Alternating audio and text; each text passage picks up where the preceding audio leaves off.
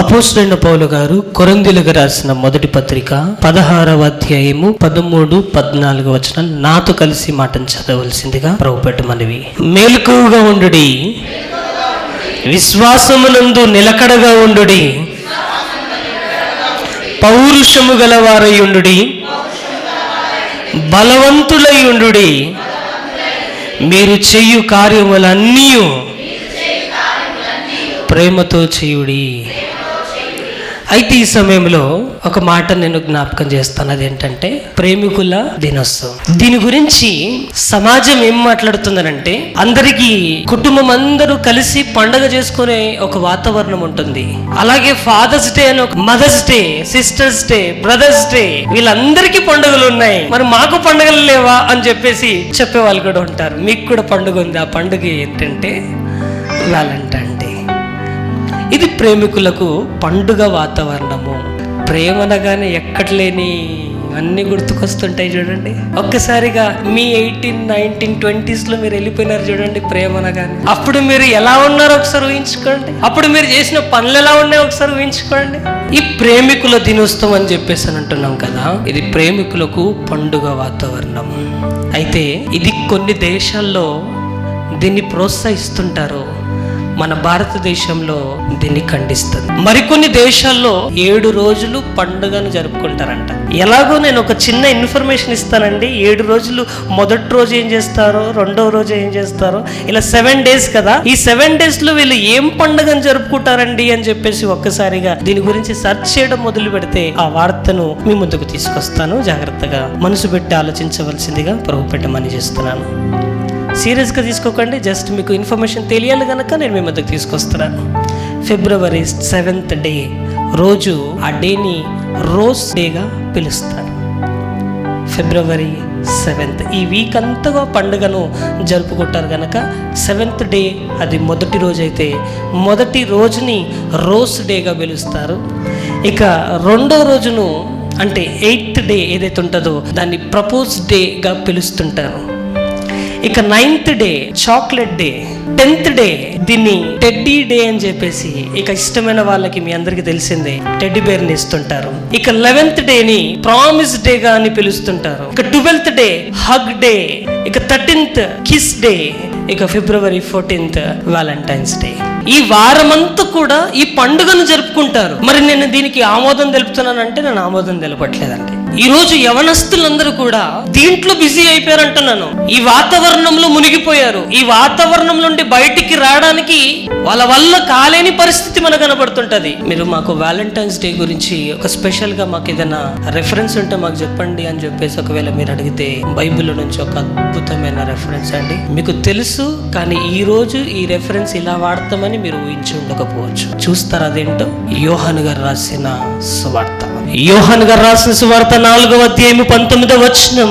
అప్పుడు ఆ స్త్రీ, అయ్యా నీవు ప్రవక్తవని నేను గ్రహించుచున్నాను.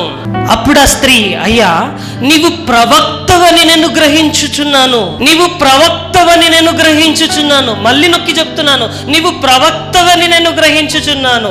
నీవు ప్రవక్త. ఇంతకీ మాట అనకముందు ఏం జరిగింది పైన, అది మనకు తెలియాలి, అంతే కదండి. ఒక మాట కింద వాడబడిందనంటే, ఒక మాట కింద వ్రాయబడి చెబుతుంది, ఈ విధంగా మాట్లాడుతుందనంటే పైన జరిగిన సందర్భం మీకు అర్థమైతే కింద ఎందుకు ఈ మాట మాట్లాడిందో మీకు అర్థమవుతుంది. పైన జరిగిన సందర్భం మీకు అర్థం కావాలనంటే, ఈ స్త్రీ మిట్ట మధ్యాహ్నం ఆ టైంలో కడవను చేత పట్టుకొని నీళ్లు మోసుకొని రావడానికి యాకోబు బావి దగ్గరికి వచ్చింది. ఏ టైంలో? ఎవ్వరు లేరు ఆ టైంలో. ఇంతకీ మీరెప్పుడు వాటర్ పట్టుకోవడం కానీ పనులు చేసుకోవడం కానీ మీరెప్పుడు చేస్తారు ఇంట్లో? ప్రొద్దున లేవగానే ఫస్ట్ ఇవి క్లీన్ చేసుకున్న తర్వాత, ఫస్ట్ నల్లొస్తే నీళ్లు పట్టుకున్న తర్వాత ఇంకేమైనా పనులు మనం స్టార్ట్ చేస్తాం. కానీ ఈమె మధ్యాహ్నం పూట స్టార్ట్ చేస్తుందంటే మీరు ఆలోచించాలి, ఈమె పరిస్థితి ఏంటో మీకు ఇప్పటికే అర్థమైపోయి ఉంటది. యేసుక్రీస్తు వారు అడుగుతున్నాడు, అమ్మా కొద్దిగా దాహమునకు నీళ్ళు ఇస్తావా అని చెప్పేసి. అప్పుడు ఈమె చెప్తున్న డైలాగ్ ఒకటి ఉంటుంది, యూదుడవైన నీవు సమరీ స్త్రీన నన్ను దాహమునకు నీళ్ళు అడుగుతున్నావా? ఈ మాట ఆమె మాట్లాడింది. అంటే చూడగానే యేసుప్రభు అని చూడగానే అర్థమైపోయిన మాట ఏంటంటే, యేసుప్రభు అని చూడగానే యూదుడు అనే విషయం అర్థమైంది. కానీ ఆశ్చర్యం వేసే విషయం ఏంటంటే, యూదుడు మనని అడగడం ఏంటి, దాహమునకు నీళ్ళు అడగడం ఏంటి?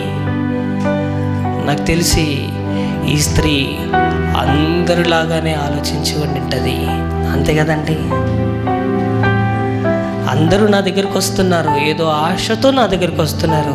యేసయ్య కూడా అదే ఆశతో వచ్చి ఉండింటాడని బహుశా ఆలోచించి ఉండింటది. నువ్వు నన్ను నీళ్ళు అడుగుతున్నావా? ఆలోచించాలి. అప్పుడు అన్నాడు, నీకు నేను జీవజలాన్ని ఇస్తాను. అయితే ఇవి నేను ఇంత దూరం రాకుండా, నేను చేదుకోకుండా అదేంటో నాకు ఇవ్వండి అంటే, అప్పుడు యేసుక్రీస్తు వారు అన్నమాట, నీ పెనిమిటిని వెళ్ళి తీసుకుని రా అని చెప్పేసి అన్నాడు. అప్పుడు ఆమె అన్నమాట, నాకు పెనిమిటి లేడు. ఇప్పుడు యేసుక్రీస్తు వారు రివీల్ చేస్తున్న ఒక అద్భుతమైన మాట ఏంటంటే, నీకు 5 ఏంటది, నీకు 5 పెనిమిటిలుండిరి అని చెప్పేసి. ఇప్పుడున్నవాడు నీ భర్త కాడా? ఎందుకు ఈ మాటను నేను మరీ ఎందుకు చెప్తున్నానంటే, ఈమె ఫస్ట్ హాఫ్ జీవితం ఇలా మనకు కనబడుతుంది, కానీ సెకండ్ హాఫ్ జీవితం ఉంటుంది చూడండి, చాలా అద్భుతంగా ఉంటుంది. నెగిటివ్గా నేను ప్రజెంట్ చేయడానికి నేను ప్రయత్నం చేయట్లేదు, కానీ సమాజంలో ఎలా ఉంటుందో మీకు తెలియాలి. అప్పుడే వాతావరణం ఇలా ఉంది, ఇప్పుడు ఉండదని అనుకుంటే నీ పొరపాటు. ఆ భ్రమలో నువ్వు ఉంటున్నావంటే అది నీ ఇష్టమే కాదు, ఏం చేయలేను. ఎందుకనంటే రియల్గా జరుగుతున్న వాస్తవమైన విషయాలు చెప్తాను, ఆలోచించండి. అబ్బాయి వచ్చాడు, అమ్మాయికి చాక్లెట్ ఇచ్చాడు. వీడు మురిసిపోతుంటాడు, చాక్లెట్ ఇచ్చానని మురిసిపోతాడు. ఇతను మురిసిపోతుంది, ఆమె కూడా. ఆ క్షణంలో అట్లా యాక్టింగో మరి ఇంకేదో మరి ఏదో ఒకటి అయితే జరుగుతుంది, రైట్? ఇది పొద్దున జరిగింది. మధ్యాహ్నానికి మరొకరి దగ్గరికి. ఇప్పుడు ఈ స్త్రీ ఏం చేస్తుందంటే, తనకు నచ్చిన అబ్బాయికి హ్యాపీ వ్యాలంటైన్ అని చెప్పేసి మొదటిగా ఇచ్చిన అబ్బాయి చాక్లెట్ ఏదైతే ఉంటుందో, రెండో అబ్బాయికి ఈమె ఇవ్వదా చెప్పండి? అలా ఇచ్చేవారు లేరా చెప్పండి? నువ్వు ఇచ్చే ఏ గిఫ్ట్ అయినా, నువ్వు ప్రేమగా నువ్వు సంపాదించి కొని తెచ్చి నువ్వు పెట్టుకొని నువ్వు ఏదో సర్ప్రైజ్ చేద్దామని చెప్పేసి నువ్వు ఇస్తున్నావు, నువ్వు ఇష్టపడే అమ్మాయికి. కానీ ఆ అమ్మాయి ఏం చేస్తుందో నీకు తెలియదు కదా, తన దగ్గర పెట్టుకుంటుందని నువ్వు అనుకుంటున్నావు. నో, నువ్వు తర్వాత అడిగేసరికి చెప్పే మాట ఏంటో తెలుసా? అయ్యో ఇది ఎక్కడో పోయింది అని చెప్పేసి ఆ మాటను అంటుంటారు చూడండి. ఇది ఎక్కడో పడిపోయింది, ఎవరో కొట్టేశారు, లేదా ఎవరో దొంగతనం చేశారు. అది నిజమని నువ్వు నమ్ముతున్నావు, మనం నమ్ముతున్నాం నిజమని. అది ఆల్రెడీ నువ్వు కష్టపడి తెచ్చింది మరొకరి దగ్గరికి వెళ్ళిపోయింది. ఇప్పుడు ఆ పర్సన్ ఏం చేస్తాడో తెలుసా? మరొక పర్సన్ దగ్గరికి వెళ్ళి హ్యాపీ వ్యాలంటైన్ డే ఎలా తిరుగుతుంది చూడండి. ఒకడు కష్టపడి ఇచ్చింది మరొకరి దగ్గరికి, మరొకరి నుంచి మరొకరి చెయ్యికి, మరొకరి నుంచి మరొక చెయ్యిలోనికి వెళ్తుంది. మీరు అనుకుంటున్నారు ప్రేమ అనేది నీ దగ్గరే ఉందని నువ్వు అనుకుంటున్నావు. ప్రేమ అనేది లేదు, అది వ్యామోహం అనేది గుర్తు తెచ్చుకోవాలి. ఎన్ని లేవు చెప్పండి ఇట్లాంటివి, ఎన్ని జరగట్లేదు చెప్పండి కేసెస్ ఇట్లాంటివి. నువ్వు కష్టపడి మీరు ప్రేమించిన అమ్మాయికి నువ్వు రీఛార్జ్ చేయించావు అనుకోండి, నువ్వు అనుకుంటావు నీతోటే చేస్తుందని నువ్వు అనుకుంటావు. నో, నీతో చెయ్యదు, మరొకరితో స్టార్ట్ చేస్తుంది. ఎంతమందికి ఈ విషయం అర్థమవుతుందో ఒకసారి మనసు పెట్టి ఆలోచించండి. నువ్వు ఏదో తన కోసం ఏదో తెచ్చిపెట్టావు, ఏదో ఇచ్చావు, తను తింటుందని చెప్పేసి ఏదో నువ్వు కొనిపెట్టి తెచ్చిచ్చావు, ఆమెనే తింటుందని నువ్వు అనుకుంటున్నావు. నో, తనతో పాటు ఇంకెవరికో పంచిపెడుతుంది నీ కష్టార్జితాన్ని. ఇది ప్రేమ అంటారా చెప్పండి? ప్రేమల దేని వల్ల? ఇక్కడున్న అమ్మాయి జీవితాన్ని రివీల్ చేసేసరికి ఆమె కళ్ళు చెమ్మగిల్లిపోయాయి. ఆ మాటకు, నీకు 5 పెనివిటిలుండిరి, ఇప్పుడున్నవాడు నీ భర్త కాడా అని చెప్పగానే ఆమె చెప్పిన మాట, అప్పుడయ్యా నీవు ప్రవక్తవని నేను నమ్ముచున్నాను. నీవు ప్రవక్తవి. ఇది మామూలుగా ఎవ్వరు కూడా చెప్పరు ఈ మాటలు. నేను చేసిన తప్పులు నాకు తెలుసు, నాతో వచ్చిన వారికి తెలుసు, కానీ ఈయన చెప్తున్నాడు చూడండి. ఎప్పుడు ఈ వ్యక్తిని నేను ఇక్కడ చూడలేదు, ఎప్పుడు ఈ వ్యక్తినితో నేను ఎప్పుడు మాట్లాడలేదు. అలాంటిది పాస్ట్ లైఫ్ గురించి నువ్వు చెప్తున్నావు చూడు. చూడగానే అది వినగానే ఆమె జీవితం ఒక్కసారిగా ఆశ్చర్యంలోనికి వెళ్ళిపోయింది. మీరు అనుకుంటున్నారు ప్రేమ అని అనుకుంటున్నారు, ప్రేమ అనే ముసుగులో నువ్వు మోసపోతున్నావు. దయచేసి ముసుగు నుండి బయటికి రావాలి మనమందరం కూడా. ఈ ముసుగు నుండి బయటికి వస్తే కానీ నీ జీవితం బాగుపడదు, నీ జీవితం సరికాదు. ప్రేమల దేవుని వలన సమాజంలో ఉన్న వారికి ఈ వార్తార్థం గాక ప్రేమ అనే 2 అక్షరాల పేరు గల ఈ పదముతో ప్రతి ఒక్కరు కూడా ముసుకేసుకొని బ్రతుకుతున్న వారు కనబడుతున్నారు సమాజంలో. స్వచ్ఛమైన ప్రేమ అంటే ఎట్లా ఉంటుందో చెప్పమంటారండి? నిజమైన ఈరోజు వివాహాలు చేసుకుంటున్నారు, మరి వివాహాలు ఎందుకు చివరి వరకు ఎందుకు ఉండట్లేదు? మధ్యలోనే ఎందుకు తెగిపోతున్నాయి? 3 నెలలకే ఆగలేకపోతున్నారు వివాహం చేసుకున్న వారు.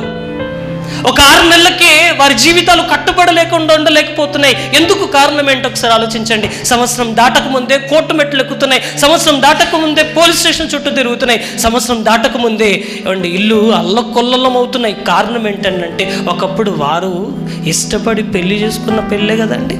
నీ తల్లిదండ్రులను కాదని పైపెంచు బాగా చెప్పాలనంటే తల్లిదండ్రుల మీద కూడా కేసు పెట్టింటది. ఏమని? వీళ్ళ వల్ల నాకు ప్రమాదం. ఎవరి మీద? నిన్ను కని పెంచి పోషించిన వారి మీద మీ కూతురు పెట్టింటారు చూడండి. అంటే ఈ సిచ్యువేషన్ కొరకు నీ తల్లిదండ్రులు ఎదురు చూసి ఉండింటారు. ఒకసారి మనసు పెట్టి ఆలోచించాలి. ఈ సిచ్యువేషన్ వస్తుందని వాళ్ళు ఆలోచించి ఉండింటారా? కాదండి. ఇలాంటి వారు సమాజంలో ఎంతమంది నలిగిపోతున్నారు. నిన్నటి దినాన్న అండి, నేను 2 days బ్యాక్ నేను చూసిన ఒక వార్త. ఆ వార్తలో ఏముందనంటే, కూతురు MBBS సెలెక్ట్ అయ్యింది, ఫస్ట్ ఇయర్ తను ప్రవేశిస్తుంది. ఈ టైంలో ఆమె ఇంటి నుండి బయటకు వచ్చేసి వివాహం చేసుకొని, ఇక తను చెప్తున్న మాట ఏంటంటే, మా తల్లిదండ్రుల నుంచి నాకు ప్రొటెక్షన్ కొరకు మీ బృందాన్ని మాకు ఇవ్వండి అని చెప్పేసి ఆమె వేడుకుంటుంది. ఏమర్థమైంది చెప్పండి వీళ్ళకి? MBBS సీట్ రావడం అంటే అది మామూలు మాటలా? దానికోసం నీ తండ్రి ఎంత కష్టపడి ఉంటాడు. ఆ సీట్ని సంపాదించడానికి నీకు కోర్సుకి, నీకు ఫీజు కోసం ఎన్ని డబ్బులు ఖర్చు పెట్టింటాడు. ఒకసారి మనసు పెట్టి ఆలోచించండి. నీ తిండి ఖర్చు ఏంటి, నీ బట్ట ఖర్చు ఏంటి, పండుగ వస్తే నీకు ఇవ్వవలసిన ఖర్చులు ఏంటో ఒకసారి మనసు పెట్టి ఆలోచించండి. ఇవేవి ఆ క్షణంలో ఇవేవి గుర్తుకు రావు. మరి ఏం గుర్తుకొస్తుందనంటే, ఇదిగో కనబడుతున్న మనిషి మాత్రమే నీకు గుర్తుకొస్తాడు. కింద కమెంట్లో ఒక మాట రాయబడింది. అదేంటంటే, అమ్మ ఇదే మాట 6 నెలల తర్వాత కనిపించి మాట్లాడమ్మా అని చెప్పేసి కింద కామెంట్లో కనబడింది. ఏమర్థమవుతుంది చెప్పండి సమాజంలో ఉన్న మనుషులకు? ప్రేమ అనేది అది చాలా భయంకరమైనది. బైబిల్లో పరమగీతములో అంటాడండి, ప్రేమ అంట మరణము కంటే బలమైనది అని చెప్పేసి అని అంటాడు. ప్రేమ ఇలాంటి దాని విషయంలో మీరు చెలగాటమారని అనుకోండి, మీ జీవితం సర్వనాశనం అయిపోతుంది.